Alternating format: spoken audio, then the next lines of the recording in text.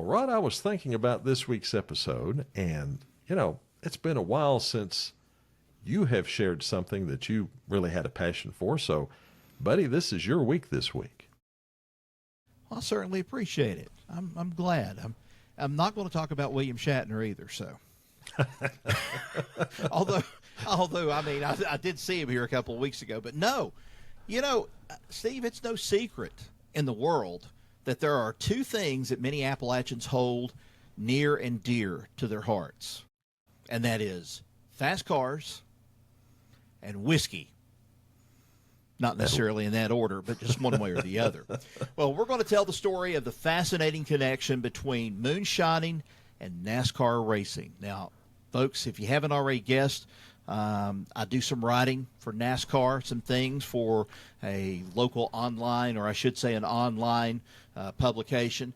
And when I start talking racing, I try to get through to people and talk to them and say it's much more than just going around on a track, or as Sterling Marlin might put it, going through a gym, circling around a gym in a jet.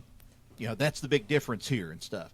But we're talking about how the need to run, or I should say outrun the law, turned some good old boys into some of the most legendary drivers in American motorsports. Now, hey, cast out your drivers right now of your Dale Earnhardt Jr.'s, your Denny Hamlins, and so forth. These are the guys that got it done, and these are the guys that paved the way for what you're watching today. Sterile, maybe in some form, but still, it's based on this. Hello, folks. I'm Rod Mullins, along with Steve Gilley, and this is another one of those stories of Appalachia. It is indeed, Rod, and I'll tell you, this connection is so fascinating between running whiskey, making whiskey, and how that turned into a major sport, not just in the Southeast, but all across the country. So why don't you get started and tell us kind of how we got there? Well, Steve, to understand how we got from illegal whiskey to high-octane stock car racing, we've got to start off at the very beginning. Moonshining. Yeah, we know moonshining and everything else, but it's as old as these hills themselves. But when they made the moonshine, you had to be able to transport it and get it somewhere. Okay, well, moonshining was born out of necessity, going back to the early Scotch-Irish settlers in Appalachia. When they move into a new place, the first thing they do is plant a crop of corn, which they would use to feed their animals. Now, what wasn't fed to the hogs or the chickens could not be economically transported to markets back east, so they used an old method to turn that corn into something that would keep and ferment, get a little bit more zing to it, and could be transported later on. Alcohol. Well, these folks brought the knowledge of how to distill the spirits over from the old world. And with that rugged terrain, making moonshine could bring in cold, hard cash and help keep food on the table. And Rod, in the rural South, particularly in Appalachia, it wasn't just a trade, it was a way of life. The government didn't get their cut in taxes, so it was illegal. But folks had to do what they had to do to survive. And don't forget, Appalachia's remote, rough geography made it the perfect place for moonshiners to operate. Federal tax agents were assigned to find illegal stills and shut them down, but those agents, known by many as revenuers, had a heck of a time trying to track them down in those mountains. With the invention of the automobile, that became even more difficult. I mean, it was like playing cat and mouse, except the mouse had a faster car. You see, those mice, moonshiners, didn't just learn how to run a still, they learned how to drive. And I mean drive. You couldn't just casually haul gallons of whiskey down winding mountain roads without getting caught. So what do? You soup up your car to outrun the law, and that, Rod, is where the magic started.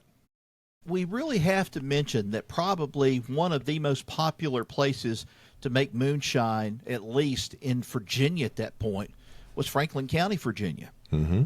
Big-time operations there, and they had they were doing the same thing, transporting. We've even done a podcast before on Pridemore Fleming and The Mullins man that the shooting took place in Dickinson County in front of the courthouse, that had to do with moonshine, illegal whiskey. So let's jump forward, though, to 1920. The U.S. government made alcohol illegal with the passage of the 18th Amendment. Prohibition. Those dang prohibitionists. And just like with everything else the government says you can't have, the demand for alcohol skyrocketed, meaning a potential gold mine for a certain group of Appalachian entrepreneurs. Moonshining became a full-blown underground economy, and bootleggers, the folks who transported the illegal booze, were running it. Sometimes they were flying it, but they were mostly running it, is what they were doing. But they needed cars that didn't just blend in. They had to be fast, and fast enough to outrun the cops, but ordinary enough not to raise suspicion. So that's when we start seeing these bootleggers modifying their cars. They'd take a standard Ford or a standard Chevrolet, but under the hood, totally different beast. Bigger engines, beefed up suspensions to handle the weight of all that whiskey. And yes, let's not forget the secret compartments for stashing all those goods that sometimes went unnoticed by the revenuers until it was already too late. Indeed. And, these guys became master mechanics, tweaking their cars to the point where they could fly down those mountain roads with lawmen eating their dust. And as they say, necessity is the mother of invention. So you got these bootleggers who've mastered the art of fast driving. They're used to taking hairpin turns at full speed with a trunk full of moonshine. It was only natural that, on the weekends, they'd want to show off their abilities to their friends a bit. And that's exactly what they did. They got together for these informal races, seeing who had the fastest car and who was the best driver. It was all in good fun until it wasn't. Those weekend races started drawing crowds. Well, instead of racing just for bragging rights, it soon became a real sport. And these weren't your typical race cars. These were indeed those stock cars, meaning they looked like the cars anyone could buy off the lot, but under the hood, they were far from stock. Oh, yeah, you're right. They were far from just being standard stock. And here's where Bill France Sr., or otherwise known in a lot of the sport as Big Bill France, the man, he was tall too. He comes into the picture. He was a mechanic and a promoter down in Daytona Beach, Florida, who saw the potential in these races. So in 1948, he brought all these ragtag events under one umbrella and officially founded NASCAR, the National Association for Stock Car Auto Racing. France's vision helped take stock car racing from the back roads to the big leagues. And guess what? A lot of those first drivers were former moonshiners too, weren't they, Steve? They were. Well, speaking of moonshiners turned NASCAR stars, we have to talk about the most well-known of them, Junior Johnson. Now, this guy is the poster child for the connection between moonshining and NASCAR. Johnson was born Robert Glenn Johnson, Jr. in 1931 in Rhonda, North Carolina, to a family of, moonshiners. Robert Glenn Sr. was so deep into the manufacturing of shine that the Johnson house was practically a revolving door for revenue agents trying to catch him. In fact, Junior Johnson's dad spent nearly 20 years in prison for making and selling moonshine. But even with that, moonshining was just what they did to get by in the mountains of western North Carolina. Junior himself started running shine as a teenager in the 1940s, and he got so good at it that he became known as one of the fastest and most daring drivers in the region. But let's not forget, his moonshining days weren't without some hiccups.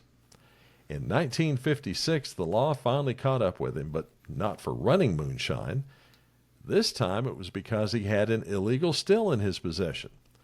That was enough to earn him a year in an Ohio prison, which could have ended his career right there. But Junior was not about to let that stint in jail stop him. He served his time, came back, and continued to fly around racetracks all across the South. Well, in fact, Steve, not long after his release in 1960, he won the Daytona 500 using a technique that completely changed the sport: drafting.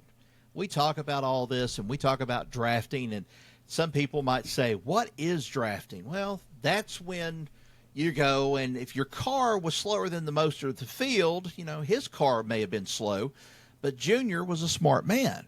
How he figured this out? He figured out that if he got close behind a faster car, he could ride the slipstream. That's not a science fiction term, but he could ride the slipstream and he could increase his own power. Now, folks, if you've never done this before, I'm telling you, you can do this if you want to. Travel on the interstate, get behind a truck, a big semi, and then it'll pull you down the interstate is what it will do, because the air is going completely over top of you. Therefore, you have no resistance. Therefore, you're going to move just as fast as that truck is moving, okay? He would stay tucked in behind the faster car for most of the race. And right at the last moment, he'd slingshot. He'd slingshot past them for the win. It was a brilliant move. Drafting is now a standard tactic in NASCAR. Well, at least it was up until all these rule changes and also this next generation car and so forth. The drafting is there, but it's not the way that it used to be. But Junior might have been a moonshiner at heart, but that man knew how to think outside the box. And that Daytona win, though, it was no fluke. He went on to win 50 NASCAR races before retiring as a driver in 1966. He never won a championship, but make no mistake, those 50 wins cemented him as one of the sport's all-time greats. In fact, when he retired, he was the winningest driver in NASCAR history without a championship, all because of his bootlegging days. And here's another bit of trivia, Steve. We look at Richard Petty, and we see Richard Petty with the STP logo on his car. Do you know who Junior Johnson used to carry on his car for advertising? Why don't you tell us? Holly Farms. The chicken farms, chicken that you see in the store. Holly Farms was one of his advertisers on his car, and it made Holly Farms just a nationwide success. People started saying, you got to get the best chicken, you got to get Holly Farms chicken's what you've got to do. And Junior Johnson used to run with that sponsorship on his car. They say Junior Johnson was untouchable, back when he was running Moonshine. And indeed, that was true. He never got caught while transporting liquor, although law enforcement tried time and time again.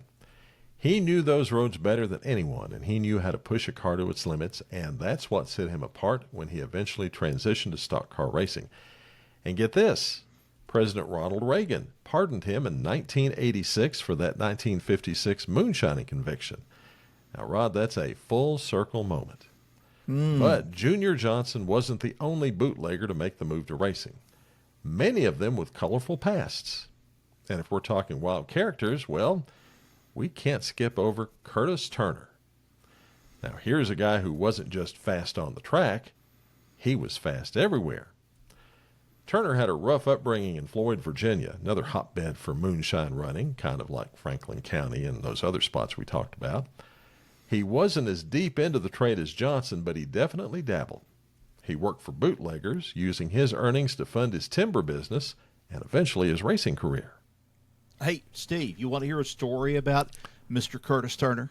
Yeah, sure. Well, right after World War II, Steve, according to the way the story goes, when everything was still being rationed, Curtis managed to get a hold of a 500-pound bag of sugar by stealing it from a Navy base in Virginia Beach.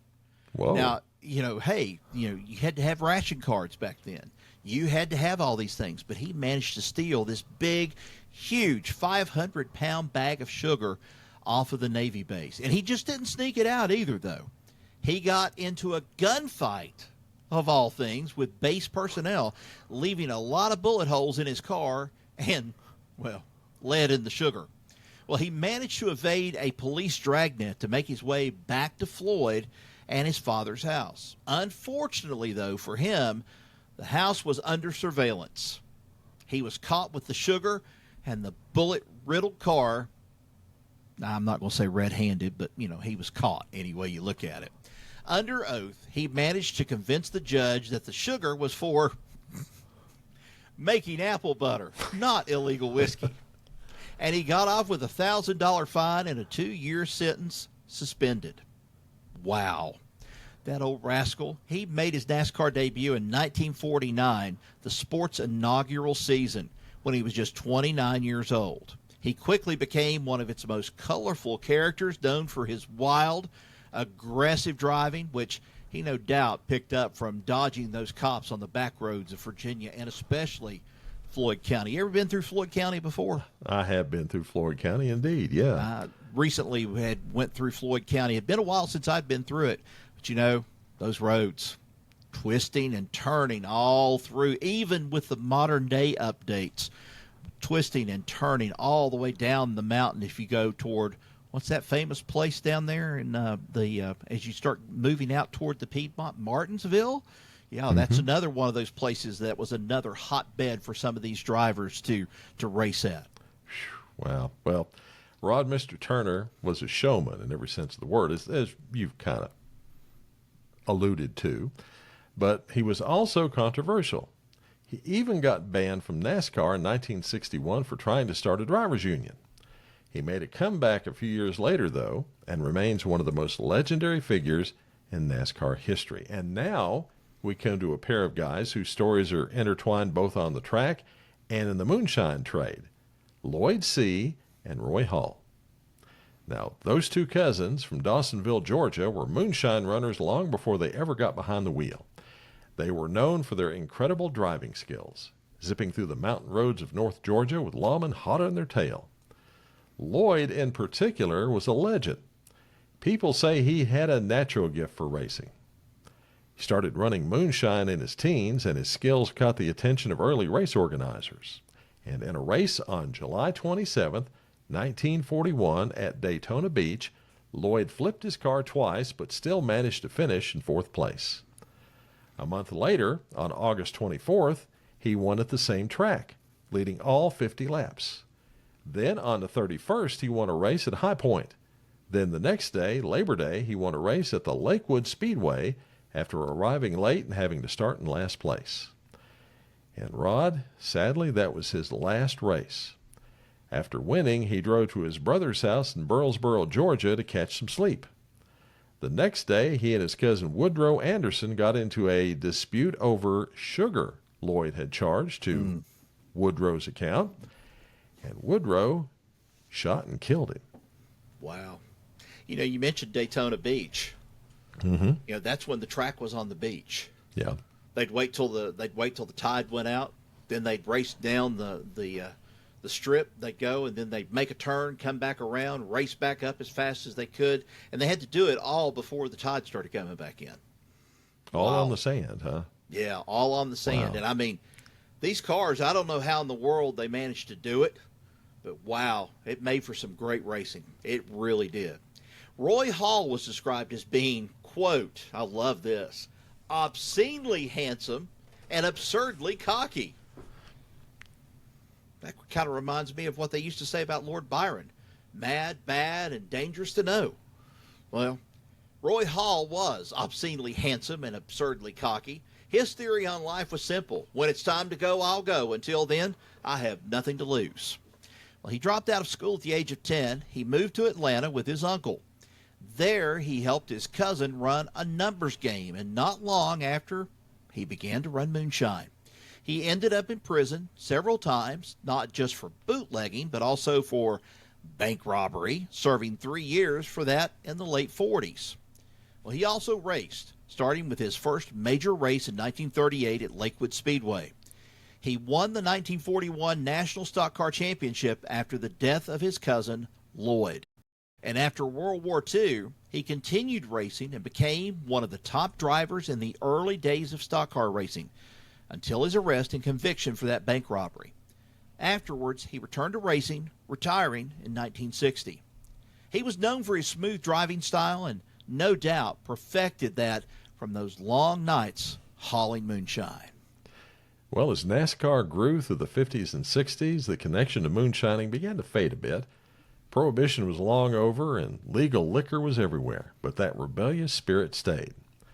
Even as it became a national sport with TV contracts and big sponsorships, its roots in moonshining never really left.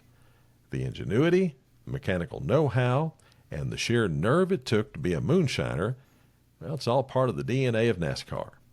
And let's not forget the cultural impact. Hollywood has immortalized the connection between moonshiners and fast cars in movies like Thunder Road and shows like The Dukes of Hazzard. NASCAR today is a far cry from its moonshine running roots, but those roots are still there if you look for them. It's a sport that grew out of necessity and survival, and it's now one of the biggest motorsports in the world. There you go, I would Rod. agree. I would agree. And, I was hoping you'd mention Thunder Road. Robert Mitchum. That's one of his big movies, too. And, I mean, he kind of had that look. You looked at him and you thought he's pure rebel in this movie. He's pure rebel. And, gosh, didn't they used to have a ride at Dollywood that I think was called Thunder Road at one time? You went into the theater and you sit there and it was kind of like bounced you around and everything like you were on the back roads and so forth. But, yeah, you've got this right, though. NASCAR is a far cry from what it was back in those days because there was still some control, if you want to call it that. And when I say control, the drivers worked on the car. The mechanics worked on the car. They were able to do all these things. They were able to tweak and get more speed out and everything. Now it's a little bit more, and I say this trying to be respectful of it also, but it's sterile. It's kind of sterilized now more than anything else. Everybody has the same car design. Everybody has the same kind of engine parts. Everybody has something about them. The cheating, if there's any done now, of cheating, it's done in ways of where they think NASCAR is not going to catch you. It used to be NASCAR would catch you, but they just wouldn't tell a whole lot of people about it. They just kind of let it slip and go underneath the radar and so forth. But there were many times that people got caught for cheating at certain times, and this was just because of tweaking the engine or doing something about it. None of this aerodynamic stuff at that time. But, people tend to forget this. We're moving into a time now of where you've got NASCAR, you've got Formula One over in Europe. NASCAR is trying to make a bid to try to go worldwide because they're going to start racing in Mexico next year. It's wild, but still, if you look at it, it's still one of those old-fashioned sports that got its roots in the South and especially in Appalachia. Well, it's become such a big business now. I think that's kind of pushed people away from those origins and those quirky personalities that used to be in there. Right. And I don't know. What do you think about that? Do you think that's a good thing or a bad thing? I think right now, the way that the sport is going, I don't think it's a good thing. I'm not going to say it's flat out bad. It's not a good thing because you don't get to know the drivers like you used to. Yeah. It used to be at a time where you could go, if you were in the pits, you could walk up to the driver or you could walk up to the mechanic and so forth, and you could start talking to them. Now you have to fight off autograph hounds. And I mean that with all respect in the world. Some of these people are going and they're making money off of this stuff, but you got to fight them. Then they have all these sponsorship responsibilities and things. And, the big court case that's getting ready to unravel and unfold here with Michael Jordan and Denny Hamlin and against NASCAR about the charters and all this other stuff, it could dampen it a little bit more than what it already has with like I said, the sterile thing about the cars. But, these are the days and these are the things that I remember. And, you think about Tiny Lund. I think about him as a driver. I think about Fireball Roberts, Ned Jarrett. Some of these drivers, I'm trying to remember. I think it was Fireball Roberts. I believe it may have been Fireball Roberts that was burned alive at a racetrack at Charlotte, as a matter of fact. And Ned Jarrett, not long after that, I think that's when Ned Jarrett decided he was going to step away from it because it just wasn't for him anymore, because he sadly heard the screams and the cries of him being burned up in that car and stuff, and they were trying to get to him. And, but that's what these guys did. They sat on the edge of their seat, roaring at hundreds of miles an hour, 150 miles an hour, and then eventually getting up to about 200 miles an hour. And they had the South and people around the country at one point, even in the 80s into the 90s, they had people on the edge of their seats saying, oh, I love this stuff of stock car racing. And then it kind of got homogenized. That's kind of the way I look at it. It's kind of got homogenized and a little bit sterile, and it's now just racing. It's not exactly a chance for personalities to kind of grow on you like Junior Johnson did back in the old days. Yeah. And you mentioned that you had a connection with that, and I kind of want to share that with folks. You are actually one of the reporters that covers these NASCAR races for a publication up in Virginia, the Augusta Free Press. Is that right? Yep, that's right. Okay. And folks, Rod has actually been out to the racetrack. You've probably met several drivers. And you'd have a million stories to tell. I know you don't really necessarily want to tell them today, but maybe one day we'll get around to doing that. Only thing I would say is, yeah, I've met some drivers. I have met some very interesting people, and I think probably one of the most interesting people that I have met out of it, and he talked to me like we were best friends, was Dale Inman. And that was with Richard Petty. Dale Inman helped Richard Petty with his championships and so forth. And Dale Inman started talking to me one day, saw me walking through the infield, and I had a Virginia shirt on. He looked at me, he said, "How dare you show your face in here with me?" And I was like, "What? What are you talking about?" And he, of course, I think he was a North Carolina fan. He was pulling for North Carolina, and we started talking about basketball, of all things, at the racetrack that day. And he's a fun guy to be around. And there's others that are really, really nice people, really fun people to be around. And then there's some that, hey, they're as standoffish as they can possibly be. They don't want to be around you unless they're winning or they've won. That's the way they are about it. Fantastic. Well, folks, that's the story of the connection between moonshining, bootlegging, and NASCAR. Another one of the stories of Appalachia. Thanks for listening. Be sure to subscribe to the Stories podcast so you don't miss any of our stories. You'll find us on your favorite podcast app. Till next we meet, y'all take care. So long, everybody.